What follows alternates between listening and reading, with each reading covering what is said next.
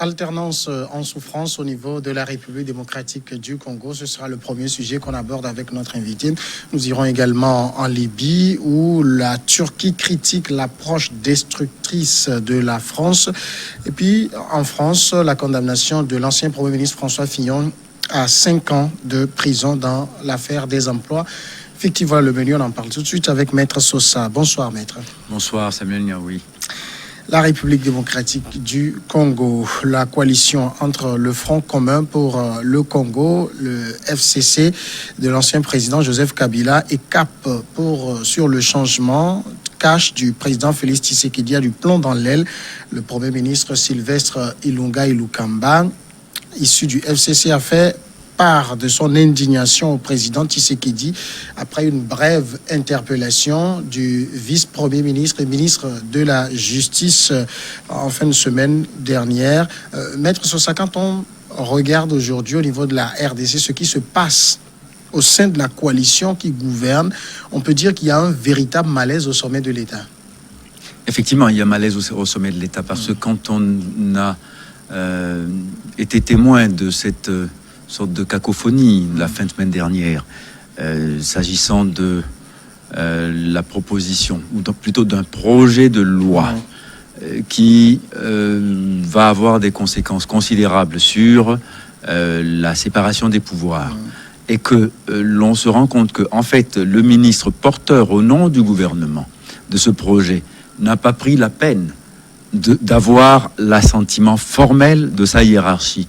Et c'est juste avisé proprio motu d'aller devant le Parlement pour proposer ce texte. Il y a effectivement un grand malaise à la tête de l'État et il y a besoin, à mon avis, d'un resserrement rapide et d'un recadrage parce que autrement, c'est vrai que cette coalition va voler en éclats avec les conséquences très dévastatrice pour les équilibres politiques en jeu que nous connaissons. Ce malaise, en tout cas cet incident qu'il y a eu avec le ministre de la Justice, montre finalement que peut-être on a deux présidents en RDC. Il n'a pas eu l'accord formel de sa hiérarchie qu'on connaît, mais le ministre qui est ici du FCC a une autre hiérarchie qu'on connaît aussi. Oui, c'est bien ce que je dis. C'est-à-dire que maintenant, il faut que les choses soient claires. Parce que c'est toujours comme ça. On avait dit depuis le départ que le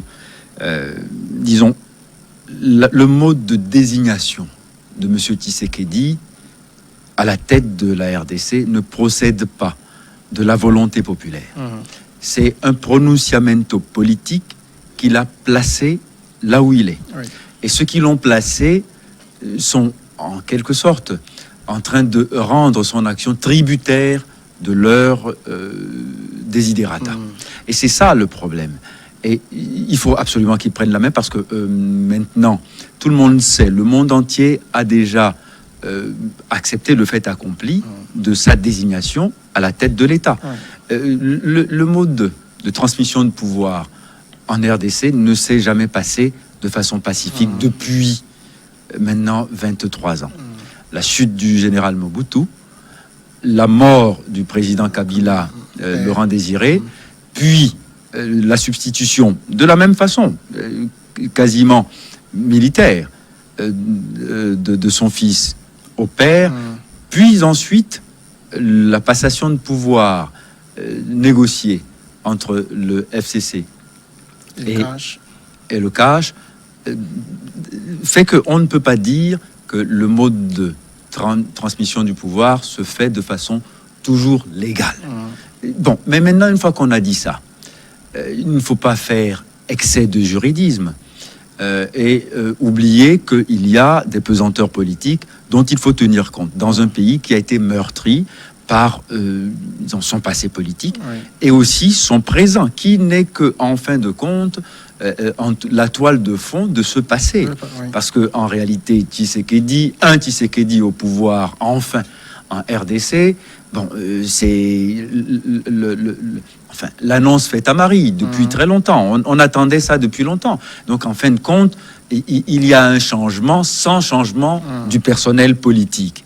Maintenant, on a décidé d'une répartition du pouvoir. Il y a même eu, d'après les accords d'Arusha, un aggiornamento qui devrait permettre à une personnalité issue du FCC, en tout cas, bon, le nom était connu, Vital Kamerhe, qui aujourd'hui se trouve avoir maille à partir avec la justice. Donc, en fait, il est neutralisé. Donc, est-ce que, quelque part, on n'est pas en train déjà de déguiser les couteaux pour venger, en quelque sorte, la perte de Vital Kamerhe? Donc, on a déjà les jalons qui sont posés pour aller à une crise politique. Ce pays a trop souffert de politique. Vous voyez, regardez, c'est un pays qui nous est cher à tout Africain. La RDC est un pays essentiel. C'est le cœur battant de l'Afrique. Et ce pays, regardez, les milliardaires de ce pays, vous les comptez la plupart du temps parmi les gens qui font de la politique. Il n'y a pas de grands industriels connus de RDC. Il n'y a pas, quand on parle de l'industrie minière en RDC, les grands bénéficiaires ne sont pas des Congolais, ce sont des étrangers. Et on est toujours, quand on est Congolais, en train de faire la politique. On politise tout, matins et soirs. On est tout le temps en train de faire de la politique politicienne. Et pendant ce temps-là, mais le peuple est en train le pays est en train de s'abîmer de jour en jour, et le peuple est fatigué de voir les politiciens toujours se bagarrer. Regardez quand même, hier on a fêté les 60 ans, 60e anniversaire d'indépendance. Vous vous imaginez, c'est-à-dire que les mots de Patrice Lumumba sont encore dans nos oreilles comme si c'était hier qu'on les avait prononcés. Et ça n'a pas changé. La violence politique a toujours été là. Et on se rend compte que finalement, ceux qui gouvernent, ils gouvernent en étant soutenus soit par l'armée, soit par des coalitions politiques, mais qui, en fin de compte, ne font pas le job. On est là pour tous les jours défendre le salut des Congolais, et on a l'impression que ces gens-là sont en train tous les jours de se battre pour leur propre salut, leur durée au pouvoir. C'est là le problème. Et c'est la raison pour laquelle, franchement, non, effectivement, quand vous dites qu'il n'y a pas d'alternance, j'allais dire, politiquement, non. Mais techniquement, il y a des signaux, parce que la position du président Tshisekedi, le discours qu'il a fait avant-hier, et la façon dont il a contesté les méthodes utilisées, sont le signal qu'il a envie que les choses changent et de prendre et d'exercer véritablement le pouvoir lui-même. Plus par procuration, plus en étant télécommandé par des forces politiques qui le tiennent en otage. Mais parce que c'est de ça qu'il s'agit. Il s'est mis tout seul dans cette situation aussi. Bon, alors, entendons-nous bien. Si ça a été négocié comme ça, si ça a été négocié au détriment du suffrage populaire, bon, c'est pour... C'était apparu flagrant pour tout le monde. Oui, on est d'accord. Mais il n'est pas question de revenir dessus. Ça, c'est un fait accompli. Et on dira que c'est consommé. D'accord ? Bon, même M. Fayoulou a accepté le fait accompli aujourd'hui. Il n'est plus aussi virulent qu'il l'a été. Bon, certains le regrettent, d'autres disent que le réalisme politique amène à admettre cela. Ça le grandit plutôt. Et ça le positionne, à mon avis, d'une meilleure façon encore pour conquérir le pouvoir, et en tout cas conquérir le suffrage de ses concitoyens. Bon, les jeux ne sont pas complètement faits. Mais attention quand même, parce que ce pays est fragile. C'est un géant qui, à chaque fois, montre des signes de fragilité inquiétants. Est-ce qu'il est possible pour Félix Tshisekedi, dans ces conditions, parce que moi je me rappelle encore ce que disait Emmanuel Ramazani Shadari il y a quelques jours, il dit si nos partenaires ne veulent plus de la coalition, on va aller à la cohabitation.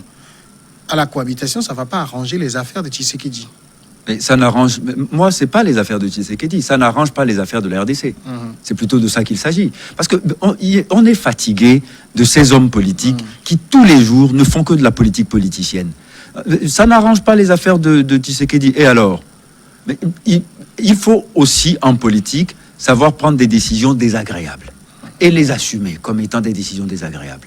Bon, maintenant, écoutez, on sait quels sont les équilibres institutionnels.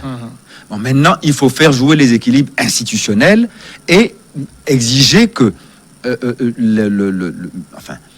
sous le sceau de la Constitution, désormais appliqué à la lettre, on gouverne comme il se doit.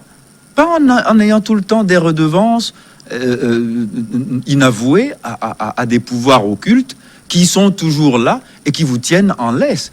On ne peut pas être l'homme lige d'un pouvoir réputé passé, Oui. en continuant de dire que tout va bien et que on essaye de ménager des susceptibilités de part et d'autre. Est-ce que le peuple congolais est à plaindre dans cette affaire, dans la mesure Beaucoup, c'est la victime principale. mais dans la mesure où il y a 2 ans, ce peuple donnait le suffrage universel à Tshisekedi et les autres suffrages parcellaires, il les donnait majoritairement au clan Kabila. Oui, mais c'est bien ce que je dis. Et là, c'est difficile d'avoir que celui à qui vous avez donné le suffrage national, qui a une obligation de redevabilité à la fin, qui doit satisfaire un certain nombre de désirs du peuple, puisse bien remplir sa mission. Bien. Alors, je dis, à un moment donné, il faut savoir ce qu'on est. Soit on est un politicien, soit on est un patriote. D'accord ? Quand on est un patriote, il faut regarder, chaque matin, ce qui ne va pas bien dans le pays et s'en occuper tous ensemble. Parce que à chaque fois, les gens louent les réussites du Rwanda, etc., qui est voisin. De la RDC. Non. Le Rwanda n'a pas les mêmes défis géographiques que la RDC. Le Rwanda représente une petite portion de province, d'une province de la RDC. Alors vous comprenez ? Donc, quelque part, même le Katanga, qui est parmi l'un des plus petits, est grand plus de 10 fois le Rwanda à peu près. Bon, qu'on me pardonne si la mathématique n'est pas exacte. Mais quand même, aujourd'hui, tout le monde sait quelles sont les carences de la chaîne de commandement. Pourquoi on a toujours une guerre au Kivu? Ça fait bientôt 30 ans qu'on a une guerre dans l'Est, Congo. Ça fait 30 ans.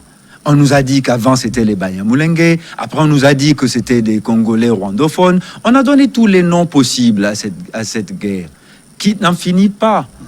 Et on nous dit, voilà, certains disent que c'est le Rwanda qui est l'ennemi.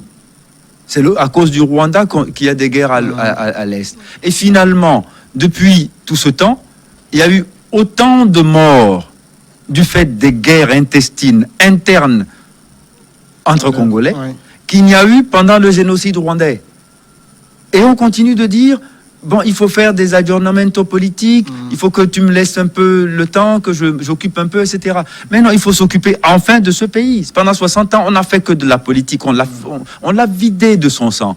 Maintenant, il faut vraiment s'en occuper. Il faut que ces hommes politiques-là déposent un tout petit peu leur bannière en endossant la toge patriote de Congolais. Nous sommes Congolais. Que tu sois FCC, Cash, etc., nous sommes Congolais. Quel est notre problème ? Notre problème, c'est de faire manger les populations de nos provinces convenablement, de garantir leur sécurité, d'assurer leur bien-être social, économique et de développer ce pays. Qu'on arrête de piller le pays en détournant les fonds publics tous les matins en disant que c'est des procès politiques. C'est de ça qu'il s'agit. Et quelqu'un doit taper du poing sur la table et mourir s'il le faut pour avoir ce résultat-là. Il ne s'agit pas d'avoir peur de quelqu'un parce que si je fais ceci, je vais déplaire à tel autre qui m'a mis au pouvoir ou à qui je dois ma tranquillité. Que l'armée aussi joue son rôle. Elle est républicaine, point. Elle défend le peuple et les institutions, point. À ce moment-là, mais il faut une voix plus forte pour dire cela. Et quand on est tenu en laisse par des accords politiques, on ne peut pas le dire à haute voix. C'est pour ça que ça pose un problème. Et quand on me dit ça n'arrange pas les affaires de M. Tshisekedi, pardon de le dire comme ça, je me fiche des affaires de M. Tshisekedi. Ce qui m'intéresse, c'est le sort de ces populations congolaises. ce pays est trop important pour qu'on continue encore de le livrer à ce spectacle lamentable. Passons maintenant au second sujet, c'est la Libye. La Turquie a vertement dénoncé l'approche destructrice de la France en Libye, l'accusant de chercher à renforcer la présence de la Russie dans ce pays déchiré par une guerre civile depuis 2011. Ces propos virulents interviennent au lendemain d'une sortie du président français Emmanuel Macron qui avait accusé la Turquie d'avoir une responsabilité historique et criminelle dans ce conflit. Alors, on est bien en territoire libyen, dans une affaire qui est supposée opposer des Libyens. Et voilà qu'on est dans une sorte de syrianisation de la situation libyenne. Des puissances s'opposent sur le sort d'un pays. Oui, effectivement. Mais bon, ça, c'est un symptôme de la multipolarité de la géopolitique actuelle. Bon, c'est vrai, on se demande en quoi ça devient une affaire de la France. Bon, certains vous diront, oui, on en est là parce que la France a eu, à un moment donné, dans la chute de Kadhafi, a pesé d'un poids important. Elle a pesé d'un poids important dans la débâcle, principalement. Bon, aujourd'hui, ce qui se passe est le produit, le résultat d'une politique française, d'une époque qui a été très malheureuse. Bon, maintenant, la France y revient encore et elle découvre que sur le terrain, il y a d'autres forces. Il y a la Russie, il y a la Turquie et ils sont en train de se régler des comptes. Mais en réalité, on défend les intérêts de qui? C'est la question. Bon. Donc, il faut que les Libyens défendent les intérêts des Libyens. Je suis un peu monomaniaque sur ces questions-là. Mais je veux dire, on est fatigué en Afrique, quand nous avons des problèmes africains, de devoir sous-traiter leurs solutions à l'extérieur de l'Afrique. Depuis le temps que on interpelle l'UA sur la question libyenne, elle est toujours aux abonnés absents. Mais elle a tenté. Mais il ne s'agit pas de tenter. Mais vous êtes là pour quoi? Si c'est pour tenter, vous êtes là pour quoi? Attendez, un pompier, il ne tente pas. Un pompier, il essaie par tout moyen possible d'éteindre l'incendie. Un pompier, il vient pas en disant « Bon, ben, je suis venu, mais vous savez, dans mes bombes, il n'y a pas assez d'eau, alors j'ai rendu les armes. » Non, ça se passe pas comme ça. Bon, donc, on n'a pas été capable de prévenir cette crise. On a laissé s'écrouler le système libyen avec Kadhafi.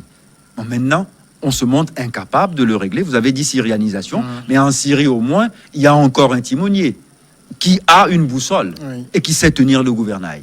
Ici, on tire le pays à huée et à dia. Alors, je te soutiens demain, je soutiens l'autre le lendemain, etc. Et finalement, on ne met pas fin au conflit. On fait des conférences à Paris, on fait des conférences ici et là, mais on ne règle pas le problème. Et il serait peut-être temps de faire un choix définitif, de dire que l'ONU a reconnu le gouvernement formé par Fayez al-Sarraj. C'est Fayez al-Sarraj qui est le président ou qui est le chef du gouvernement et l'autorité reconnue. Et on tourne le dos au général Khalifa Haftar et on lui fait la guerre jusqu'au bout pour finalement assécher ses moyens. Mais on continue de le soutenir en disant qu'on reconnaît le pouvoir de Fayez al-Sarraj. De qui se moque-t-on? Attendez, vous appelez ça comment? C'est du sabotage. Finalement, ce qui les intéresse, c'est le pétrole libyen, pas les Libyens. Alors, à un moment donné, il faut que l'Afrique s'approprie le conflit libyen et qu'on aille trouver la solution avec les belligérants et qu'on en finisse. Parce que moi, quand on me dit, oui, bon, la France, la Turquie, mais c'est pas leur pays. La Russie non plus, c'est pas son pays. C'est le pays des Africains. Que les Maghrébins s'associent avec les Sahéliens. Ils ont des problèmes qui sont des dégâts collatéraux ou des avatars de la crise libyenne. Alors, il faut les résoudre entre Africains. Mais écoutez, si on continue de faire de la sous-traitance, il ne faudra pas s'étonner qu'on nous piétine à chaque fois et que on dise que nous avons des indépendances de pacotille. Nous avons des indépendances juste formelles, juridiques, mais nous n'avons pas d'indépendance politique. C'est aussi à se demander si les Libyens eux-mêmes arrivent aujourd'hui à se retrouver sur la raison pour laquelle ils se battent. Parce qu'on a l'impression que la situation est complètement sortie de leurs mains. Mais écoutez, c'est probablement pour ces raisons-là, sachant que le pays est à chaque fois en voie de balkanisation, que Kadhafi avait créé la Jamaria, qui avait une idéologie fédératrice de toutes ces ethnies, de toutes ces tribus. Mais maintenant qu'on a disloqué cela, mais la logique tribaliste a repris le dessus.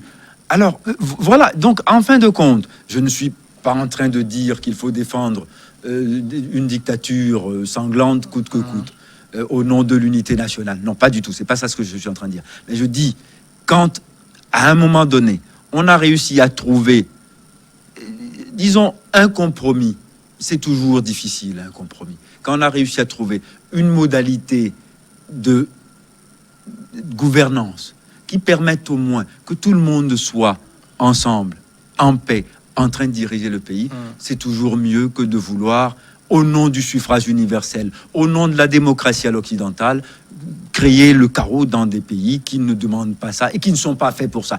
Il y a certains pays qui ne sont pas faits pour le suffrage universel. Ayons le courage de le dire. Quand vous faites le suffrage universel dans ces pays-là, numériquement, vous n'aurez que des minorités qui vont être laissées pour compte et des majorités qui vont toujours gouverner. On le sait, ça.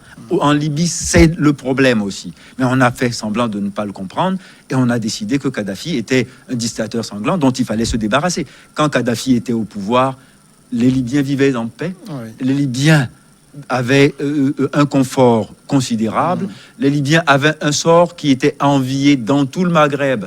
Et quand vous alliez en France, vous voyez très peu de Libyens en train de balayer les rues de France en disant qu'il est réfugié ou qu'il est immigré en train de chercher du pain dans un pays étranger. Ils préféraient rester chez eux.